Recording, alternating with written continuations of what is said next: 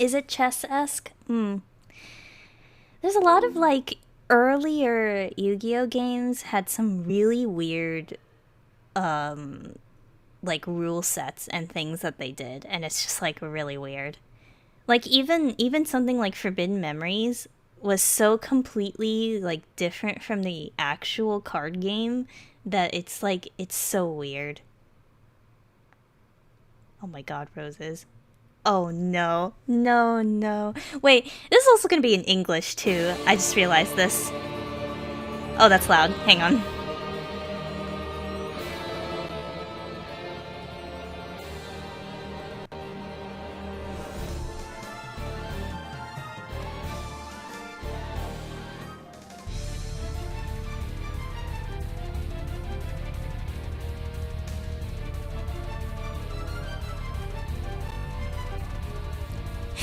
I'm always glad to like stream stuff, and if it helps people like watch videos without having to like play it because they're, you know, you're a little worried about that sort of thing. Like I totally understand because I'm like that too, so I'm glad I could help with that. Also, this looks really weird.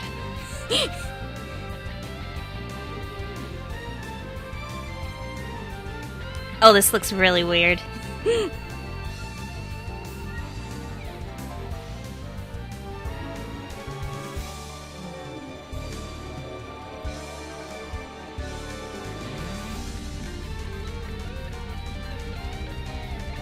Those graphics. Oh my god, this is some rockin' music though.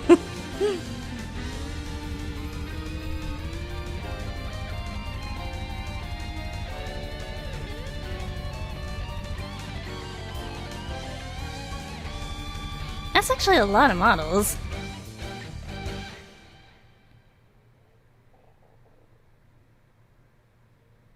Is this gonna have voice acting is also a question.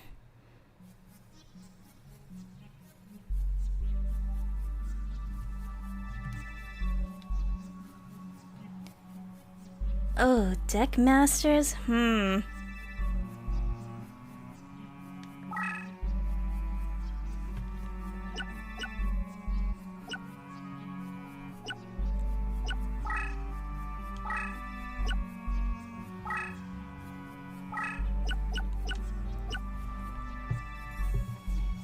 I might wait until Jenna's back because she needs to see that opening too.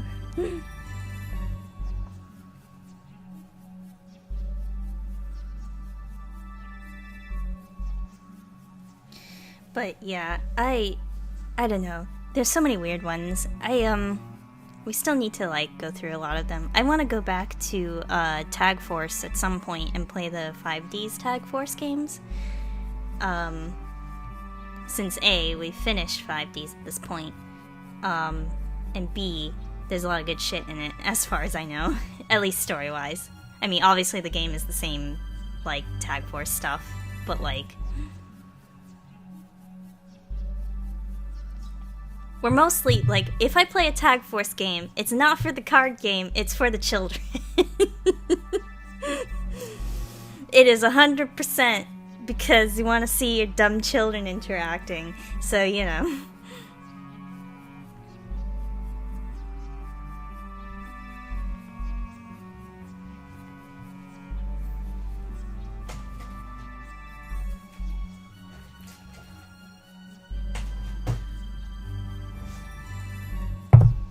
So I might break out my chocolate bunny early.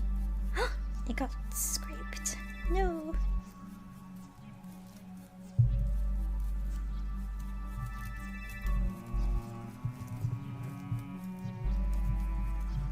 It is very important, Hats. You understand.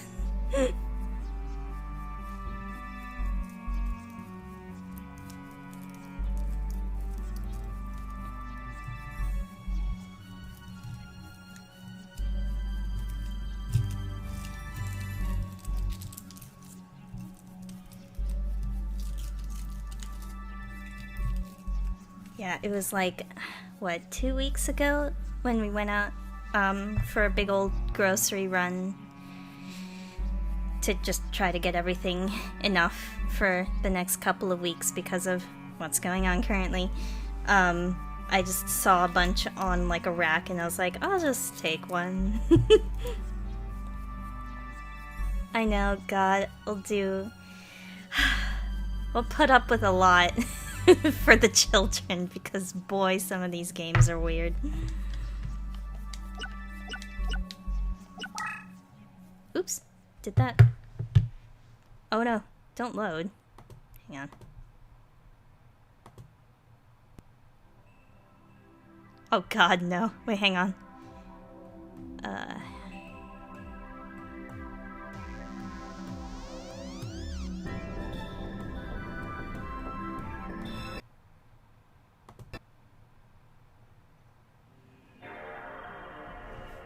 Oh God.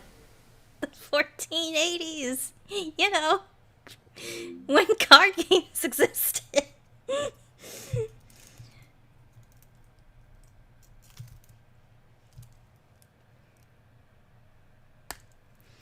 Yes, it is literally the War of the Roses, but Yu-Gi-Oh! So strap in. Because holy shit.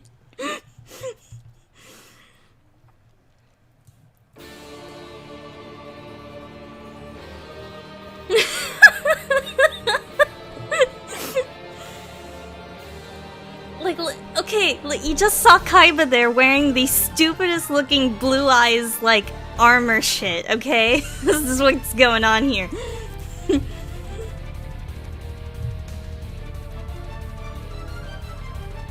Okay, like, granted, I know nothing about, like, the War of the Roses and that history.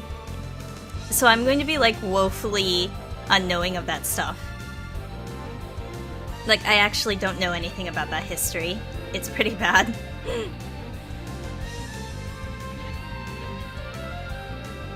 I just know there was, like, a lot of war, and shit went down.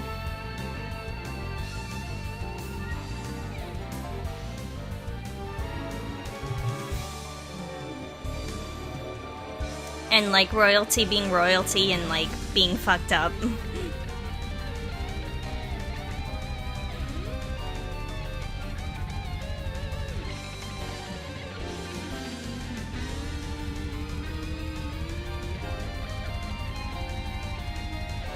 Yeah, I figure. I figure it's just like fighting over the throne kind of thing.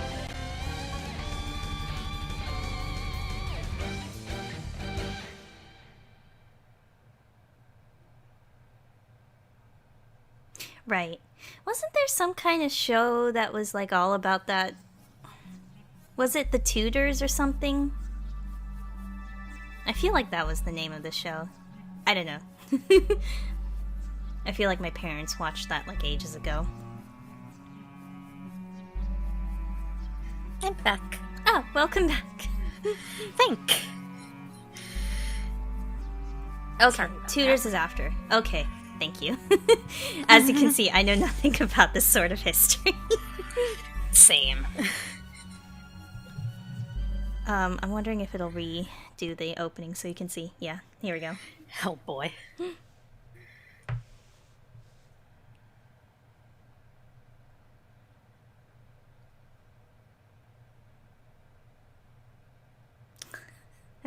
A card. My kingdom for a card. I'm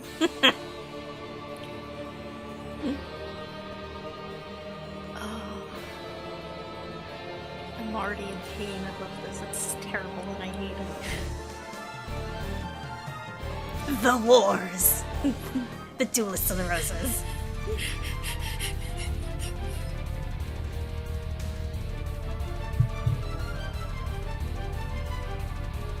Okay, like, but who's on what side?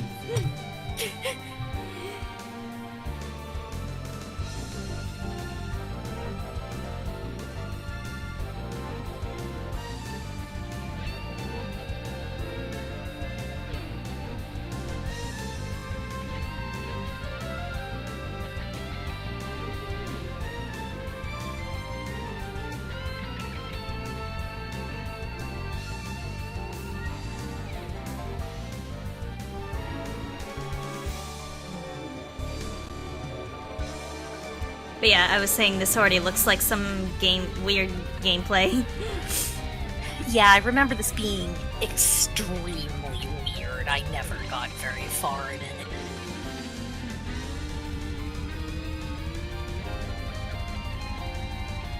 Oh, painting the roses red. That makes sense now. Yeah.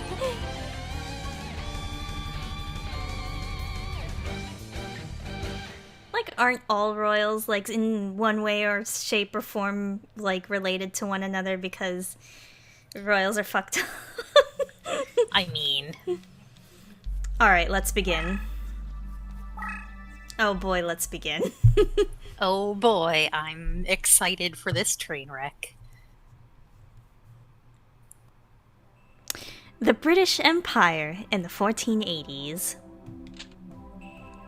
The Wars of the Roses, a power struggle between the houses of Lancaster, Red Rose, and York, White Rose, to decide a royal successor, was nearing an end. With the Yorkists well in the lead, oh god, they reused him! They reused him! I forgot he was in here! Oh no! Oh no! Oh no! Oh, they reused Akhenaten. Oh no. Oh no! Oh no. So this villain is also a villain from the PlayStation 1 game called Forbidden Memories. Back when they didn't know how the manga was going to end, so they just made shit up, and they decided to make this guy like the big bad or whatever. They literally, like, just decided, hey, we don't know anything that happened in the, like, you know, the Pharaoh's past life or anything. Let's just fucking make it up wholesale. Hey, here's this dude, he's the villain, and also so is not Kaiba, and hey, you know, Anzu and Jinochi's Egyptian counterparts are still here, but they're weirdly white for some reason. Oh, they're super white.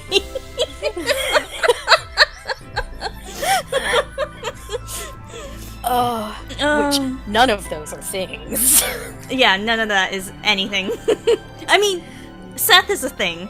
Like, Seth is a thing, but that's a more complicated thing. Yeah, that's much more complicated. It's not a flat, he's just a villain and there's nothing else involved. With the Yorkists well in the lead, the reign of Richard III was but a step. Is he supposed to be Richard? Oh no!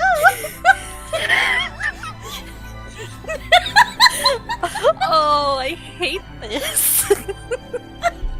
I'm so happy. Oh man, why I'm a fucking masochist, I don't even know. And in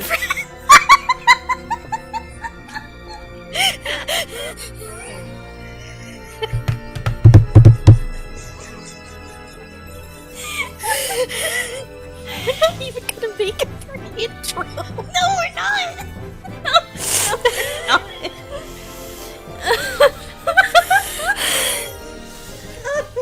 I'm not gonna survive. Oh.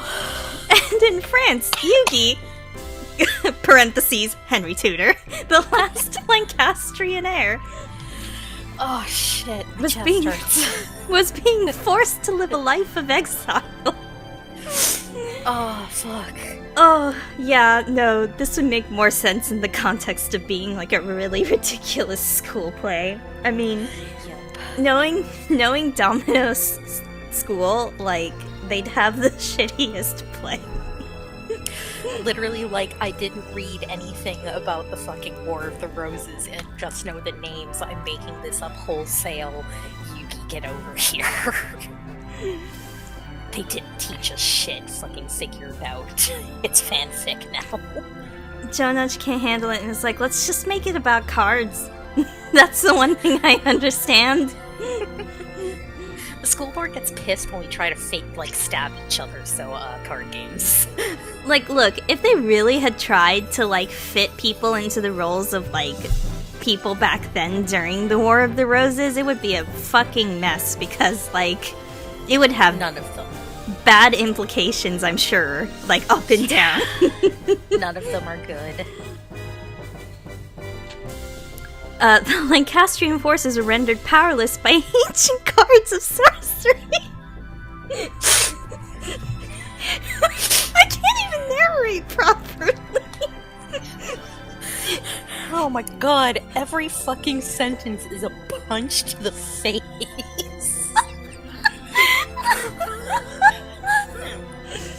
We think we've recovered, and then it gets worse. Rendered powerless by ancient cards of sorcery wielded by, quote, Seto and his 7 followers, who, known as the Rose Crusaders, served under the flag of Lord Crawford, a powerful Yorkist noble. Oh man, Kai, but that armor is awful. Oh, that's so bad. I mean, it fits him and his terrible blue eyes aesthetic, but also it's bad. Oh, that's like some fucking, like, World of Warcraft Burning Crusade / Molten Core ass fucking, let me just glue an axe to my face and put a dragon skull on my shoulders levels, you know? I apologize if I just keep barking laughter this whole shit. I'm sorry, but I'm also not sorry, because why else are we here except to fucking lose our shit?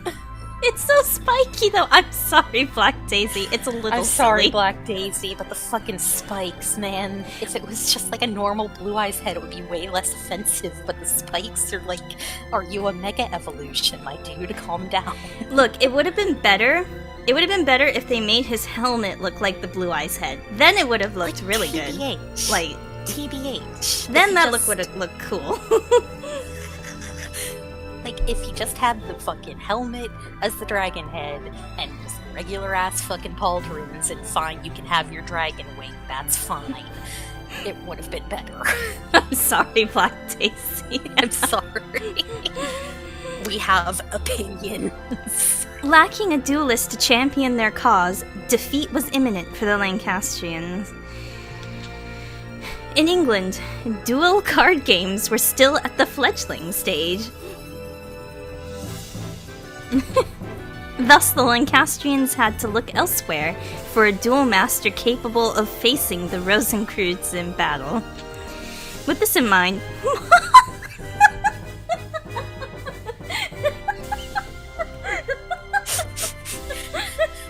So Mai's gonna go to fucking Stonehenge and summon us from the fucking future or something. oh no! Margaret My Beaufort of Lancaster secretly requested a high druid to summon a duelist from another age. Wait, what's going? Is that us? Are we? That's us. That is. Breathing. Oh my god, Kayan! Kayan, welcome to me dying because I fucking. This is Yu-Gi-Oh! But it is also the War of the Roses. So, Yugi is Henry Tudor. Henry Tudor. Yugi Henry Tudor. That's his name. That's what they called him. I'm losing my goddamn shit. Oh shit, I'm gonna fucking barf from laughter. Oh, I'm losing my mind. Okay. Oh shit, Kang, you're gonna have to fucking go back to the VOD just to see the fucking beginning of this. It's a fucking fever dream. Oh, this is this is great.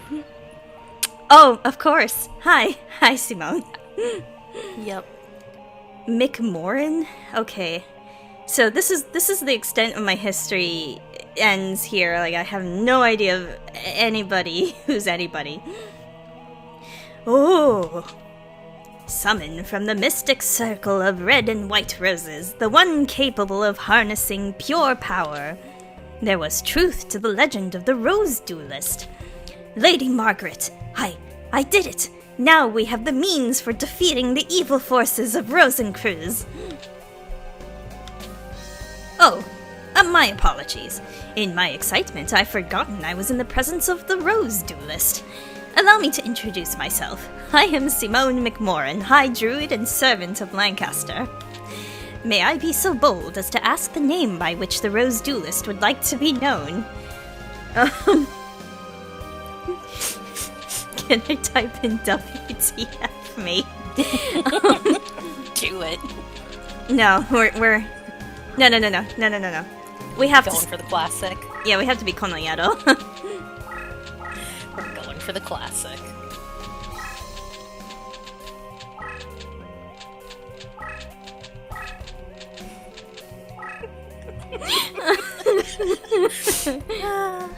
Also, oh shit, oh my god, I low-key almost just fucking wish Soka could fucking just see this by happenstance just so she'd fucking catch fire in rage from this story. Oh, my tears. Oh, God. This is why I never talked about this game previously, because I knew. Oh, God. I knew how it would end, and I'm like, I don't want to deal with that. But now. Oh my god. Konoyaro, a fine name indeed. Now here's the situation. The year is 1485, and you are currently in Stonehenge, near Salisbury, England. I apologize if I mispronounce anything. Welcome to Stonehenge, you bastard. The British Empire is in turmoil, with the House of Lancaster's rightful claim to the throne being challenged by the Yorkist usurpers. I'm not going to be able to follow any of this. The power struggle is referred to as the Wars of the Roses, a name based on the badges used by both sides. A red rose for the Lancastrians and a white rose for the Yorkists. Right now, our kingdom is threatened by the Yorkists and their wrongful claim to the throne. All because the Yorkists enjoy the support of the Rose Crusaders and their sorcerous White Rose cards. Using our Red Rose cards, we summoned you, Konoyaro, to this day and age. We hoped that your dueling experience would defeat the Rose Crusaders and lead us to victory. I'm trying to keep a straight face, I'm sorry. Why? There's no reason to. There's no way. You will help us? Of course you will. Foolish of me to even doubt where your loyalties lie. Rumor has it that only the legendary Rose Duelist stands a chance against the power of Rosencrews. We appreciate any help you can provide against them. Before I forget, I should warn you that the rules to dueling differ here from those of your age.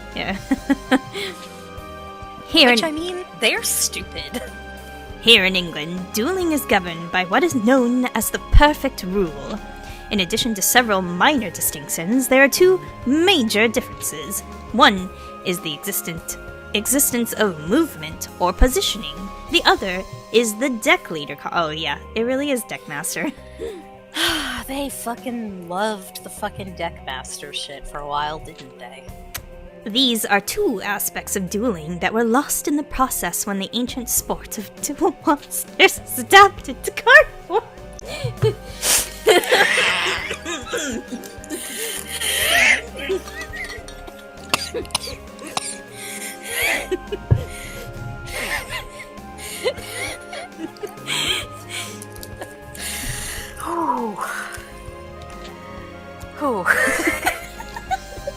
I'm okay. The perfect rule represents these lost rules that were miraculously revived here in England and only England, because we're the cool ones. Bollocks to the rest of y'all. Also, yeah, this is literally just the stream in which we die.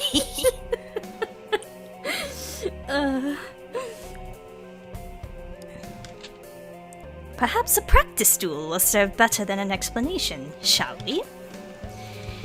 Yes, please do. Please do, Simone. I'm literally crying tears right now.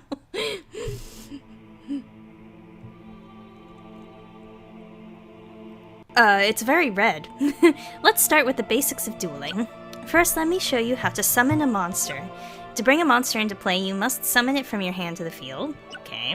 Now let's draw a card from the deck. Just trust me, this is gonna be nothing but us just fucking losing our minds. Streamer dies live on stream. Oh god. You won't believe why the streamer died on live stream. Now let's draw a card from your deck. Hi, Dark Magician. You are ominously floating in red. Currently, the card you're indicating is your deck leader, the Dark Magician. Let's order your deck leader to operate your hand. Order them to operate our hand? I'm hoping that the visuals are... It feels a little funky. I'm hoping that's not emulator issues. Yeah, I don't quite remember it being this ominous, pulsing red void, but... Yeah. You can do this by selecting your deck leader and pressing the square button. I say that, but I haven't touched this game in, like, literally years. Oh, now it's... See the blue square? No! I don't see a blue square. The grid has been consumed. Oh dear. We might have some emulator issues. Hang on. Maybe the game is trying to stop us before we literally die. God, it's probably the graphics settings. Hang on. I might finagle just a second. Cortius settings. Not this. It looks like there's no voice acting, which I'm actually kind of surprised. I thought there might be some voice acting. Yeah, I mean, if this is like fucking Forbidden Memories era where they're reusing fucking those assets, I guess maybe we shouldn't be that surprised, question mark. But it is PS2, I guess that's why I'm a little, like, question mark. Yeah.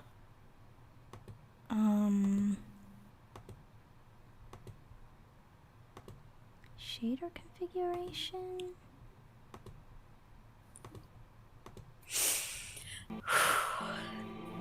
Oh, that's better. To fucking recover our breathing.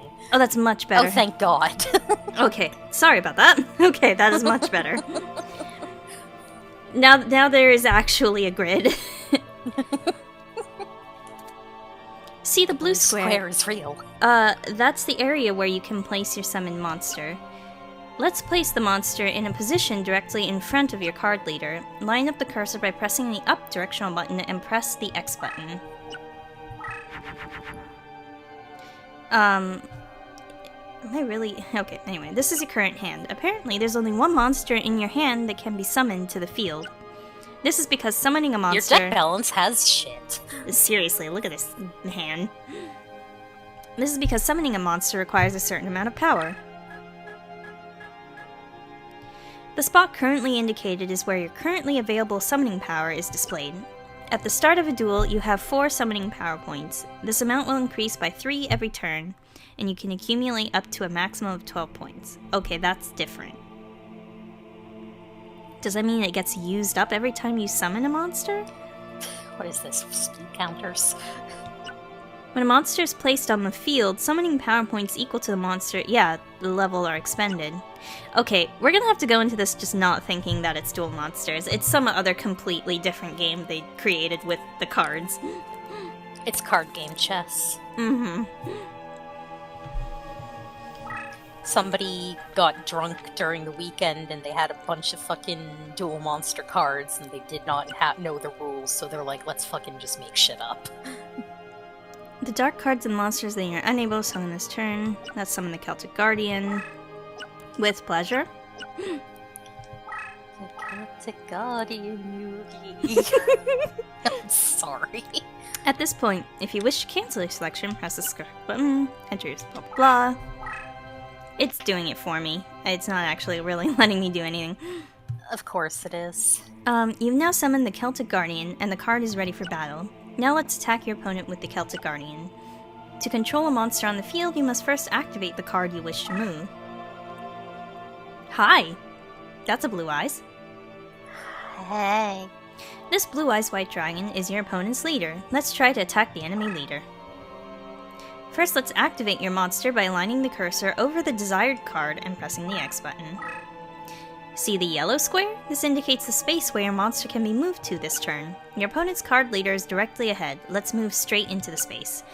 To move your monster, blah blah blah. Okay, we get it. The Celtic Guardian advanced 1 space, completing its move for this turn. Monsters can only move once per turn. However, deck leader summoning does not count as a move, hence the monster can move immediately after being summoned to the field.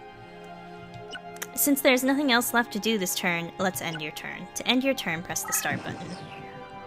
So it's your turn and have you get immediately fucked up by a dragon. From this point, it's your opponent's turn. Your opponent is summoning a monster and preparing to attack you.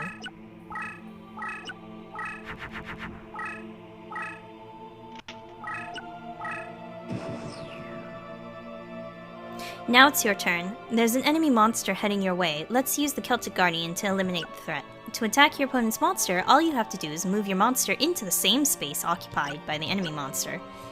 Putting the outcome aside, let's attack. Remember how to move your monster? Let's do it! 3 exclamation marks! Uh-oh. Whoa. Whoa. Oh, there are still some graphical issues going on right now. Wowie zowie. I should have tested this before. Yeah. Oops. This is fine. You've eliminated your opponent's monster and moved 1 space closer to your opponent's leader. However, your opponent is now aware of your monster's strength and will probably bring a more powerful monster into play to retaliate. Now let's take a look at the factors that govern the outcome of a battle. This freaking, like, choir music. Here's how your attack played out. Your Celtic Guardian was in the attack position. Your monster automatically assumes the attack position whenever it is moved. The attack position indicates that your monster is either moved or attacked. A monster that doesn't move and holds its position is said to be in the defense position. Currently, your Celtic Guardian and the opposing baby dragon are both in the attack position. The outcome of a battle is decided by comparing the strengths of each monster. In this case, both monsters are in attack, hence attack factors. The attack of the Celtic Guardian is 1400, baby dragon is 1200. And we're gonna have this weird thing again. As a result, the baby dragon is eliminated, and the attack difference of 200 is applied as damage against your opponent's life points. Hang on, I'm gonna see if I can't finagle a little bit more. Let's see, plugin settings. Didn't turn on, no. Bilinear.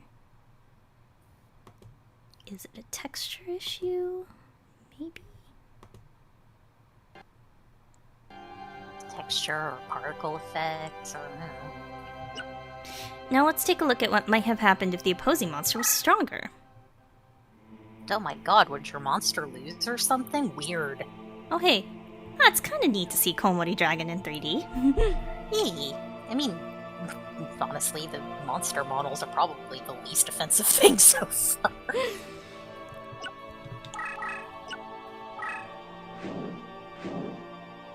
Still having some issues. I am not sure what's going on with that. Celtic Guardian is eliminated, and you suffer 100 points of damage. Yes, I understand. What if they were equal? Golly gee, what would happen?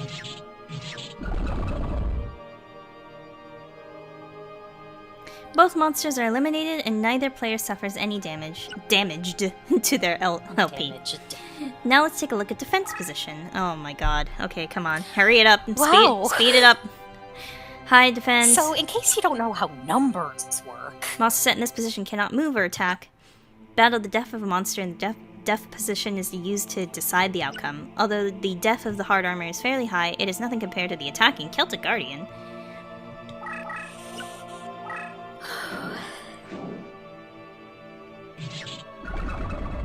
1200 is high. Hard armor is eliminated. Note the eliminating blah blah blah. We get it. We get it. We get it. We get it. Oh, hi you, Aquamatador.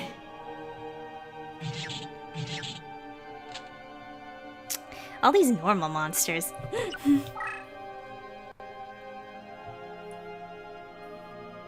Rock Ogre mean- Grotto number 2! The names. God, yeah, there was, like, no effect monsters in the beginning. Barely.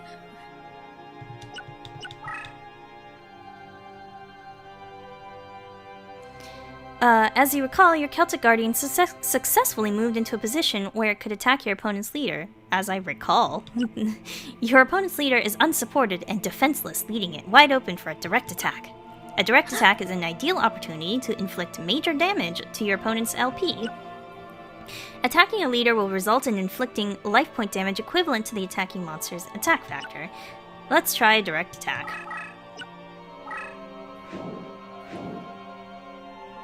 Smack.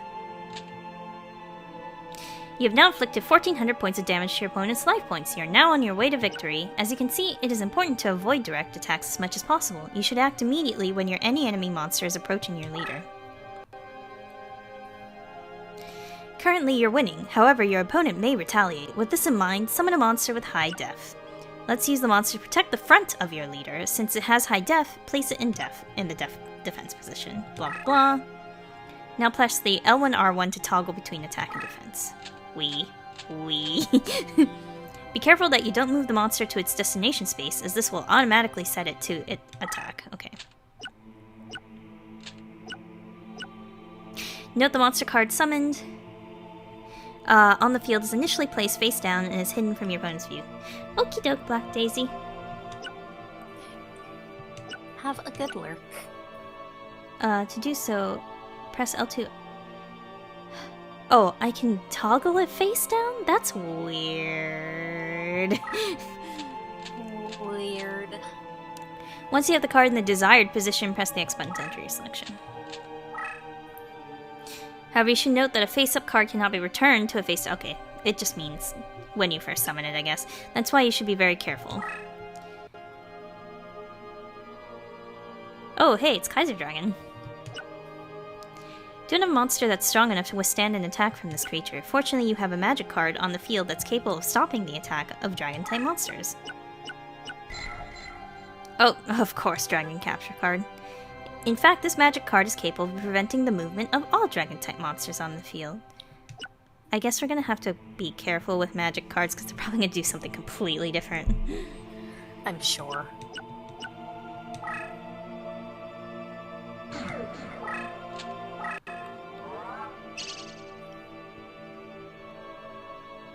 Does that mean monsters could attack magic cards too?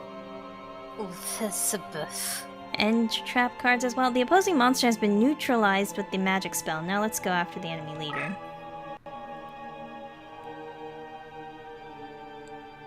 A duel can go either way. At times, you may find yourself cornered by a cunning opponent. There will be occasions when there's nothing you can do but accept defeat and go for a rematch. You may surrender by pressing select.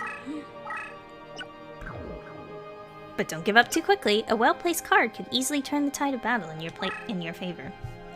That concludes our lesson. Okay, this is gonna be really weird. So weird. Hi Exodia with no arms or legs. Why you torso just floating there? Now let's take a look at how a duel is settled. There are 4 individual conditions for deciding the outcome. One is if you reduce the opponent's life points to 0. Your Celtic Guardian's about to blah blah blah.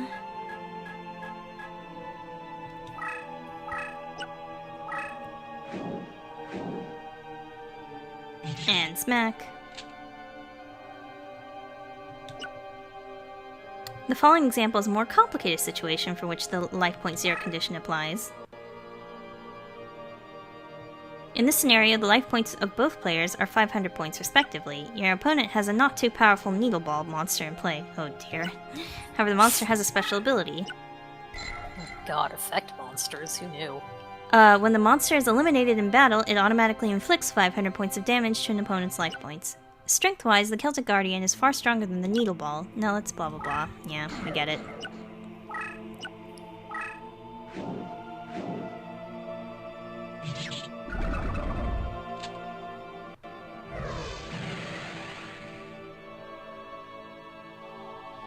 The life points of both players have been reduced to 0. The result is a draw. Blah blah blah. Be careful that you blah blah. Occupation of summon areas. The areas indicated in blue whenever you attempt to summon a monster are called summon areas. If all of these areas are occupied by your opponent's forces, you will lose the match in play. Oof.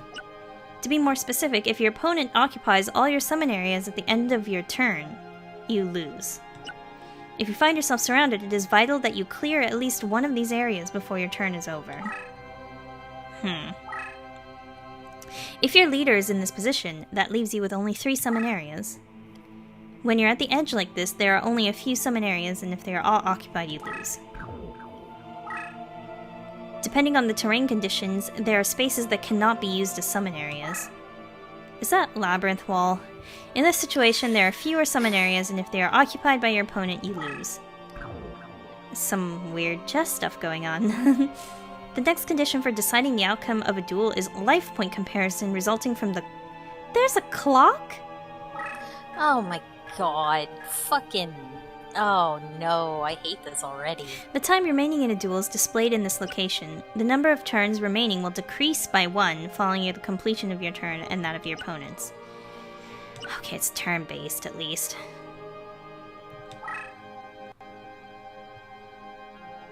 I guess they figured it could be, like, you're just wiggling around on the field for forever and nothing's happening, so... Yeah. The final condition for winning is unleashing the power of Exodia the Forbidden One, of course. Of course. It is said that somewhere in this world there are 5 very rare cards known as Exodia the Forbidden One, and its 4 forbidden limbs. Individually, these cards are weak due to the spells that bind them. However, once those spells are broken, an unstoppable force is unleashed. To release Exodia from the binding spells, the following steps are required. You need the torso. You must be brought into play as your deck leader. Then you must position the 4 limbs of Exodia in the surrounding summon areas. Oh my god.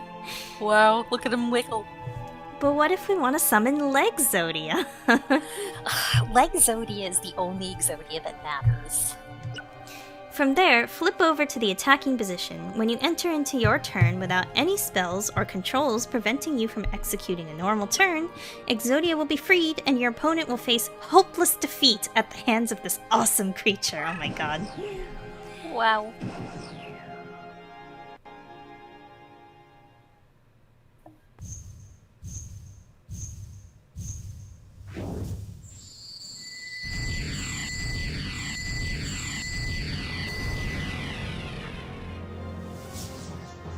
Oh, we don't get to see the cutscene, of course.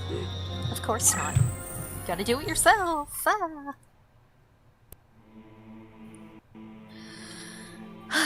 Man, that was a dense tutorial. It's still going. Oh lord, no. Now let's take a closer look at some of the other details. Oh no. First, you should be aware there's a limit to the number of cards that can be placed on the field. Yeah, they weren't... The tutorialization in these games weren't great. Here's a situation... Yu-Gi-Oh! Games were, like, literally the worst at tutorials, honestly. Tutorials is a difficult art, but, this is lower on the rung of tutorials. Yeah. Here's a situation in which several monsters have been summoned to the field. The display shows how many monsters you have in play on the field at the moment. Each duelist can only place 5 monsters respectively on the field. Any attempt to summon a monster that exceeds the aforementioned limit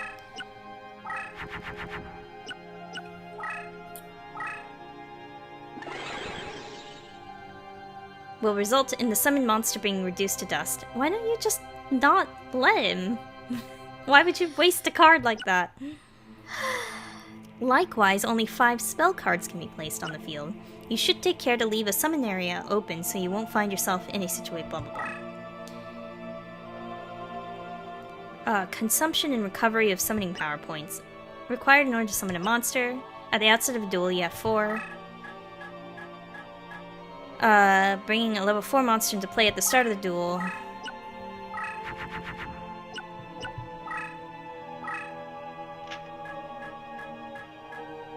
Will use up the total available summoning power. summoning power points spent in this manner will gradually recover as time passes. At the beginning of your turns, 3 points will be added.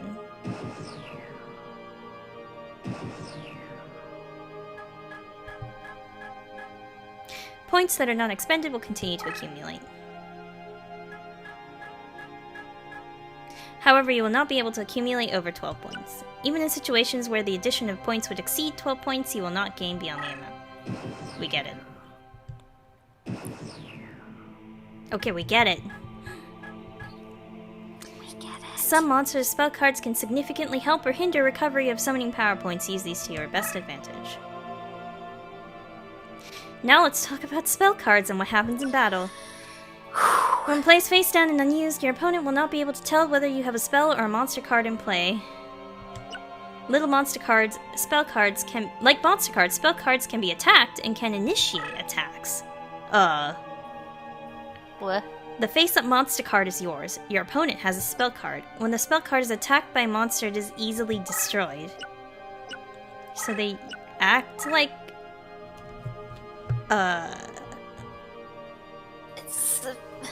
Okay. What? Although a spell card can be easily destroyed, attacking a spell card will never result in damage to your opponent's life points. You would hope. Now you have a face-down monster card. In monster versus monster battles, face-down monsters are turned face-up. Here's what happens with spell cards. As you can see, the spell card is destroyed, but the monster card remains face down. As a result, spell cards cannot be used to discover the identity of a monster card. The only way to do that is to attack with a monster card. But why would you attack with a spell card then? Let's see what happens when a spell card is used to initiate an attack. I'm trying to remember why I actually didn't play this game past the tutorial. Similar to when it is attacked, the spell card is easily destroyed. This is still the case even if the monster card is in the defense position.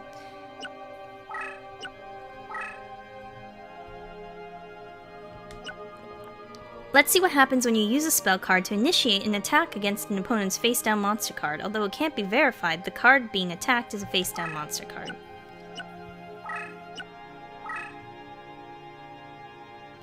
As in the Okay, we get it! They just get destroyed! So what is the fucking point? Oh my god! God, this is exhausting. What the fuck? You should always remember that although spell cards are capable of powerful magic, they can be easily— You could have just said that! That's all you had to say.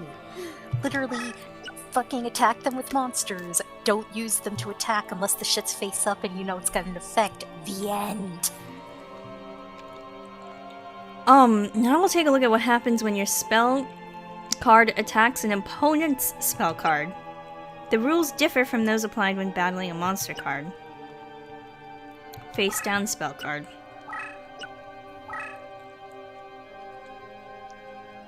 In this case, the attacked spell card is destroyed, and the attacking spell card succeeds in penetrating your opponent's defense.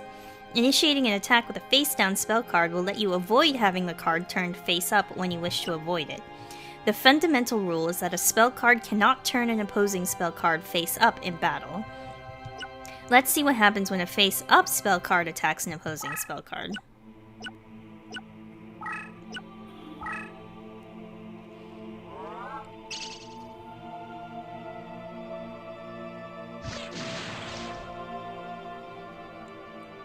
This time, the spell card is activated. It's important to remember the conditions for activating a magic card. A magic card is activated when it completes its move face up.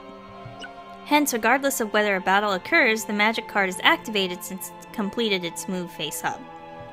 As a result, you should be careful about moving a face-up spell card. Oh god, terrain effects. The field on which a battle is conducted consists of spaces with various terrain features. The majority of these terrain features have their own unique energy force, often strengthen or weaken the monster, blah blah blah. Of course, there's terrain stuff. Celtic Guardian has no effect. Currently, he moves onto the field, he gains, what, like 300 attack or something. I'm sorry, Hats, I'm dying, okay? I hate this. These are like all the worst fucking versions of dual monsters shoved together. I love you too, but I'm still dying. Okay, so it increases both attack and defense by 500.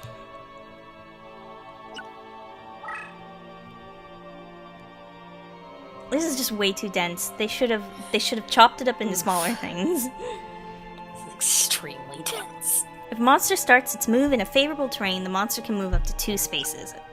Because I'm not going to remember half of this stuff when I start fighting. Yep. When a monster with this mark is toggled to movement mode... Increase movement, okay.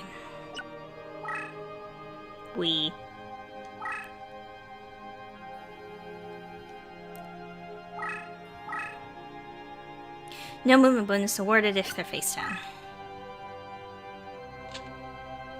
Movement bonus awarded if they're face up. Okay, we get it. I get it. I get it! I get it. Cease and desist.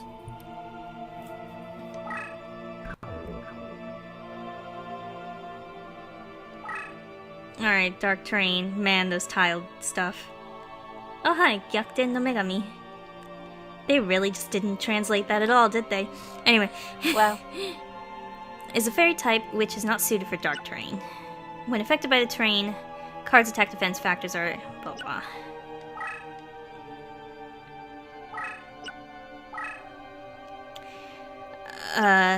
Right. In short, whenever a monster ends up in an unsuitable terrain, there's a 500-point penalty.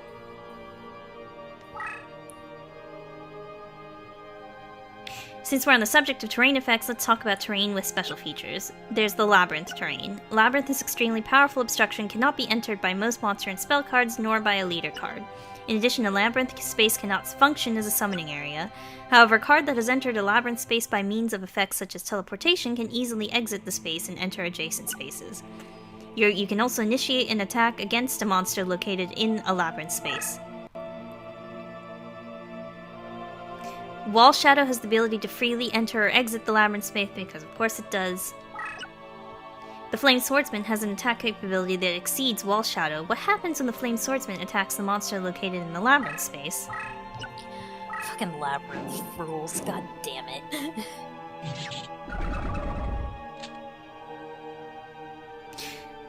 As can be seen, the opposing monster is destroyed, however Flame Swordsman cannot enter the Labyrinth space. Aside from certain monsters, Labyrinth is a space that can never be entered, making the space ideal for preventing an advance. Use it wisely. Crushed terrain can be entered with no resistance and has no positive or negative events on most monsters' effects. However, this area is infected with a plague that will attack and destroy powerful monsters. Oh no, it's literally a virus card. It's fucking Kaiba's stupid thing. Oh my god. If I place a low-level dark monster out, no one will ever think that the fucking virus card's gonna activate.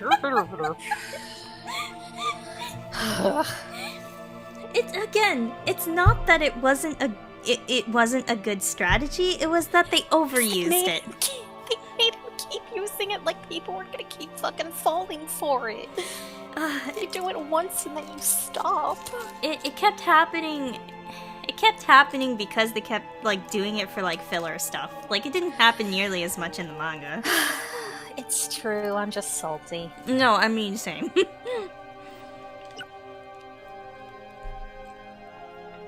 Any monster with an attack of 1500 or more will immediately be destroyed under any one of the following conditions.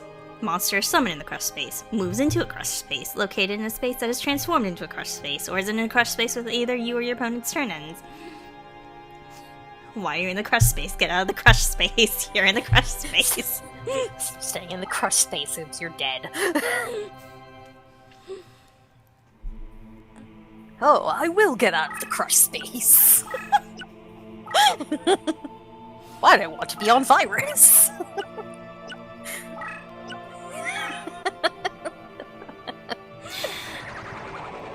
I'm crying.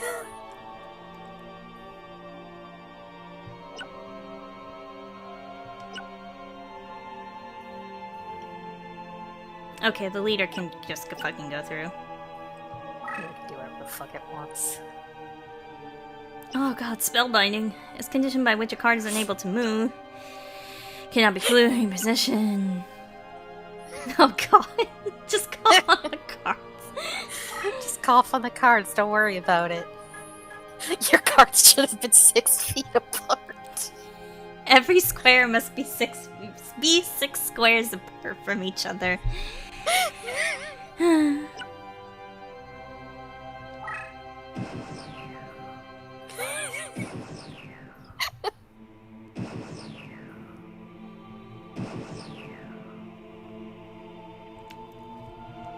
Okay, so spellbinding can last for 1 turn or more. There's a very dangerous condition, eternal spellbinding, which doesn't release the bound card no matter how many turns may pass.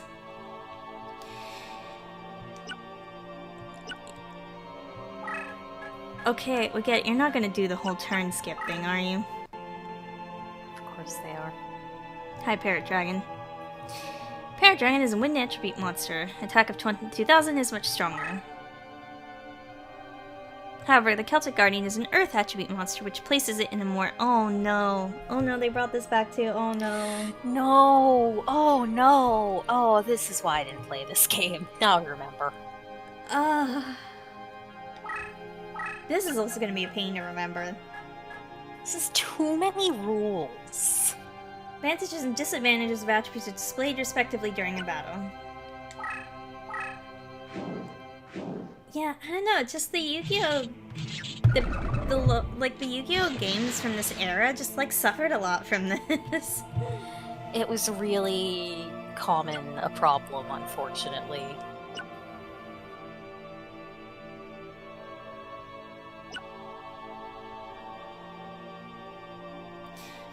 Okay, so he used Spellbind on him because the attribute is... oh, dear lord. An opponent's powerful monster is in pursuit. You don't have any surprise up your sleeve, and your leader is isolated, creating a dangerous situation. Even under such desperate circumstances, a good duelist will bide for time, believing in the summoned monsters and the chance of drawing a card that should turn the tide of battle. Oh no, wait. Destiny Draw? Destiny Draw! Oh my god, Destiny Draw. Depending on how desperate a situation is and how gifted you are as a duelist, you may be granted the opportunity to attempt a Destiny Draw. Looks like victory may smile on you. This is your chance to draw the card that can turn the tables against your enemy. Signal by flashing the area that is normally used to indicate that you can summon a monster from your hand. Drawing when this condition is indicated will usually result in the drawing of a card that will help you in your current predicament. Or their best guesstimation of a card that can help you in your current predicament. It's all lightning! Just purple lightning! Take a look at the last card that you drew, the card on the far right. It should be a card that will bail you out of your current situation. Using this card wisely will help you overcome your desperate situation. You know, unless we fuck up and do something absolutely useless. However, you should remember that a Destiny Draw depends on luck and only occurs once in a duel. When it might happen is anybody's guess. All you can hope is that Lady Luck smiles on you when you most need it. And it won't happen if your hand already consists of 5 cards. If that is the case— so, pull the Jinochi method. Yeah, basically. All you need to do is reduce your hand in the following turn in the hopes of triggering a Destiny Draw. Of course, if your deck is low in cards, there will be no Destiny Draw. Luck is an important element to victory. Even the best duelist could lose without the aid of Lady Luck. Wow. Wow. It's literally the Jinochi method, I can't believe this. All cards are deeply bound to the duelist. Your experience is vital key to strengthening the power of your deck. An indication of this is provided by rank, a record of your card's performance throughout all your duels. There's a rank? A highly ranked card will demonstrate the special powers unique to its nature when the card becomes a leader. Take a look at Dark Magician ranked Field Marshal.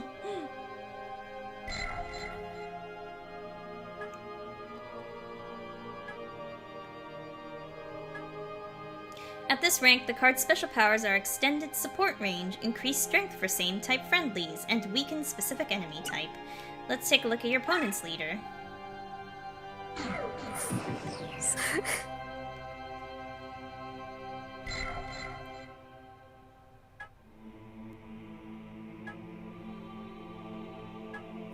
The baby dragon has the following special powers: increased movement, open opponent's card, Since there are various special powers that evolve for each leader monster, we won't be able to cover them all. To understand the concept, let's take a look at the baby dragon situation. The best way to learn play the game. Learn about the special powers of a card is to raise your own leader and watch it evolve through the course of the battle. I'd love to play the game, if the game would let me. If the game would let us play the game, that would be neat. Open your opponent's card is like trying to open things in Shadowgate, like opening the poster, or like...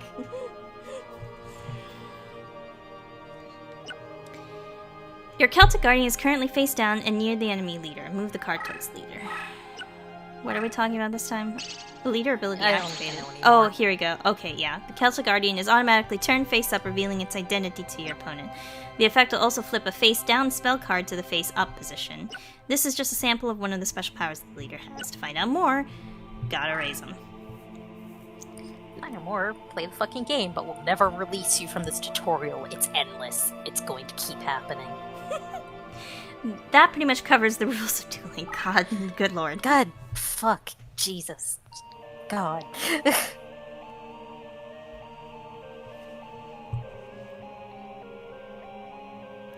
First, Konoyaro, you must select a deck to duel with. It is important that you feel the vibrations of a deck leader, the minute resonations that ring true to your soul. Wink? Question mark? Also, hello, welcome to the stream. We're losing our shit because it's my first time playing this game. We're not gonna survive this experience, TBH. The cards themselves draw their power from the energies of the Ancient Ones. The deck leader acts as an intermediate between the Ancient Ones and the deck wielder. Konoyaro, it is essential that you select a card leader whose rhythm matches the stirrings of your soul. Here are several decks from which to choose. Give it some serious thought, and make your selection. Choose carefully, for the deck you select will guide the destiny of your duels. Of course, we've got Birdface, Wolf Axe Wielder, and Maiden of the Aqua. Well, Gee, I wonder which one you're gonna choose. Gee, I wonder which one I'll choose.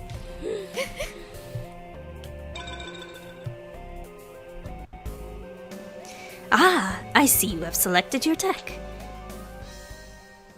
So that's the effect of the Celtic Red Rose cards. It looks like there's some truth to the rumor that Red Rose cards are capable of time transformation. Oh god, who is this? Who is this? Who's there? It's Kaiba. Yep. It's been some time since the Battle of Barnet, old one. Oh no. Rosencruz, what... Sorry, here I go again. I mean, this is what we're here for, is the bad plot. The second it gets back into this shit, we're just gonna friggin' expire. Rosencruz, what brings you here? Only a member of the Rose Crusaders may call me by that name. If you may recall, I told you once before that you may only address me as Seto. Or does memory fail you, old man? And you must be the dreaded Rose Duelist. I must admit there's a certain aura of power emanating from you. I believe an introduction is in order. I am Seto, leader of the Rose Crusaders. There are members of our little group who prefer to call me by the name of C. Rosencruz.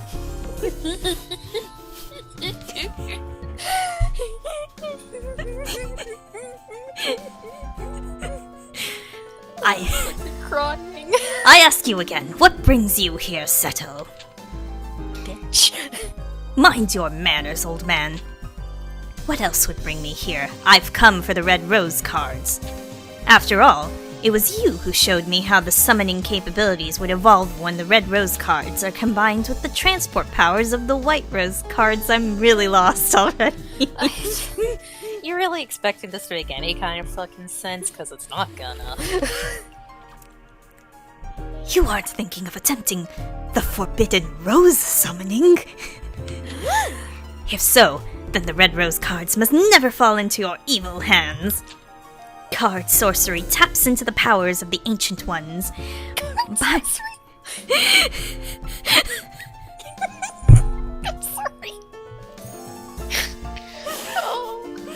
By their very nature, each card is a double-edged sword that can cut both ways.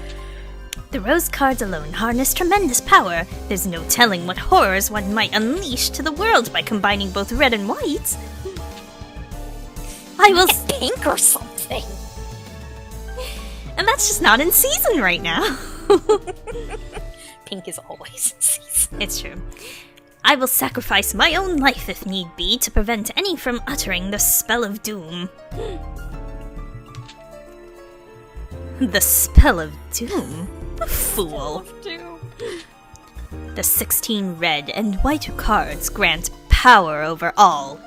Sorry, I'm popping my peas. Druid legend has twisted the true meaning of these cards. We Rose Crusaders have sworn to create a utopia free from the ravages of war. We intend to accomplish this By starting a war. We intend to accomplish this with the power of the cards. And we shall do so by extending the rule of Richard III throughout the known world. I'm gonna fucking die. Dots. By the way, it was clever of you to form a circle of red roses within the white rose barrier to summon the rose duelist. But you were foolish to come alone. This area is surrounded, and if you wish to leave with your life, you will do so only by handing over the red rose cards. Me? A fool? Then what about you?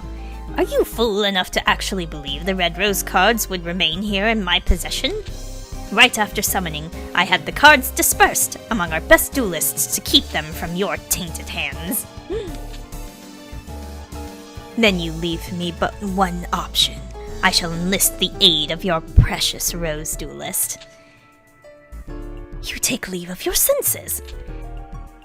And you speak too soon, old man. Heed my words, duelist. If you wish to return to your proper time period, you will require 16 cards of the red and white roses. The red and white positions must be laid out in reverse of the summoning order to send you home. You know the spell? Since you need the 16 rose cards just as much as we do, I propose a partnership. Help us gather the cards, and I shall guarantee your return after we've achieved our ultimate goal. An absurd proposal! Do you think that the Honorable Konoyato would even lend an ear to your ridiculous proposal?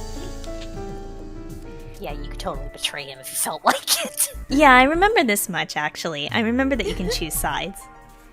Can you be so sure, old man? Let me see. Simone's side has 8 of the red rose cards, while my side, the Rose Crusaders, has possession of the 8 white rose cards. As the numbers are even, simple arithmetic indicates that you could side with either of us.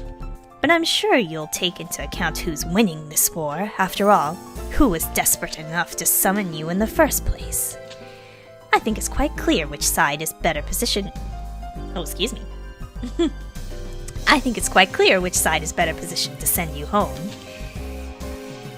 Konoyato, heed not the words of this power-hungry lunatic! Simone, must you resort to name-calling? I'm hurt. Oh, weird. Kaiba, stop that.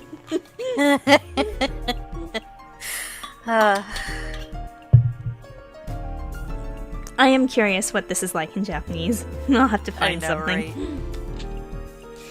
I'll tell you what, why don't we leave the decision to our dear duelist? After all, Simone, the duelist's future is not for us to decide now, is it? Well, yes, but... Splendid. In keeping with the tradition of the old temple gardens, I offer you a choice, duelist. Here are 2 roses. The white represents me, and the red for the old Simone there. For the sake of justice, choose the red rose. Stand by my side, duelist. Choose the white rose. Oh my god, fucking wow. Wow. Anyway, we always know which side we're on. Fuck you, Kai, bye-bye. How disappointing. Oh well, you've made your choice, and I respect that. For now, I will guarantee your safe passage until you've met with Yugi. Why? I'm surprised.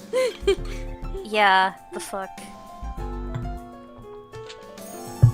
After all, I don't want our little game to end too quickly. That wouldn't be sporting. Wow. I look forward to the day when we meet again, Duelist. Until then. Oh boy. Whew boy. Whew. The French Empire, Brest, Isle of Opes. I missed that. What's with the saxophone music?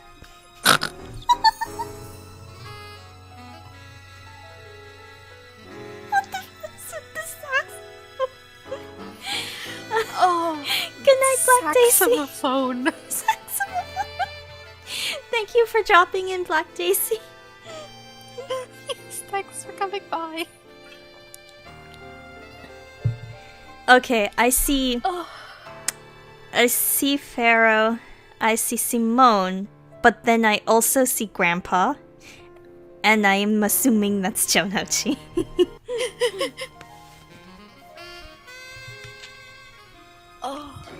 Konayaro, I present Prince Yugi, the last Prince of Lancaster, a true Welsh... Oh, fuck. Oh my god, Pharaoh being Welsh! Oh, God, I can't survive this.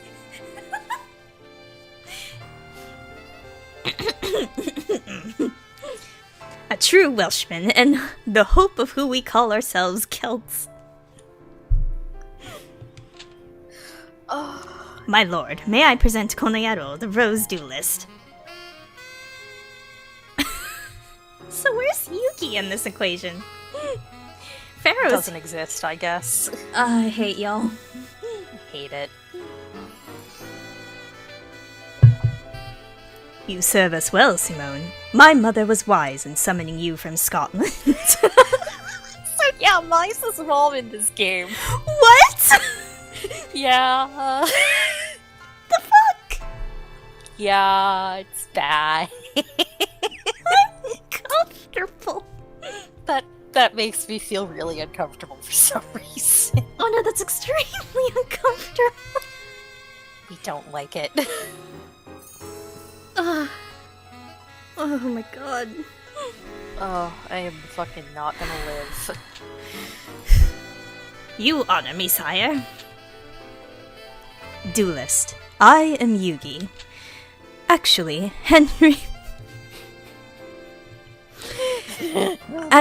Henry Tudor is my name, but I find it tiresome. You may call me Yugi. You're just stealing. I can't imagine how the pitch for this actually went. Could you even? I don't know.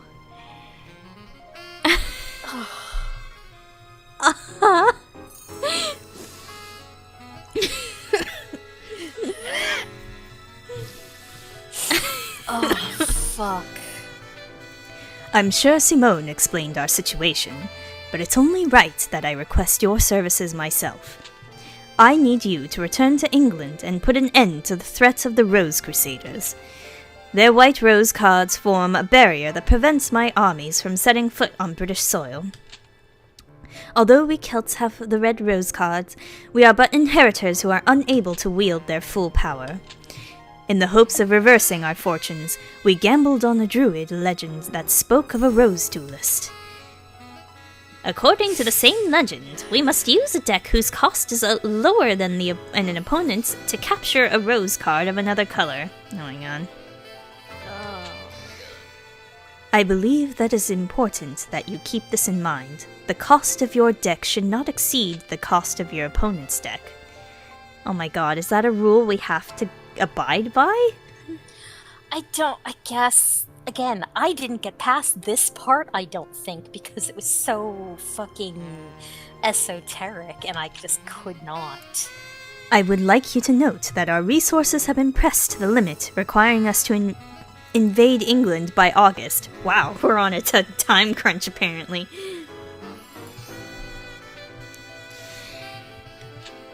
My troops will land in Milford Haven, Wales, and march on to face the enemy at Bosworth's Field. Having all of the Rose Crusaders out of commission by this time would be ideal, but as that might prove difficult, any reduction of their force would be appreciated. Right then, let us part company and reunite in Bosworth. Simone will provide you with the details as to where and when we'll meet once more. Oh my god. Oh my god.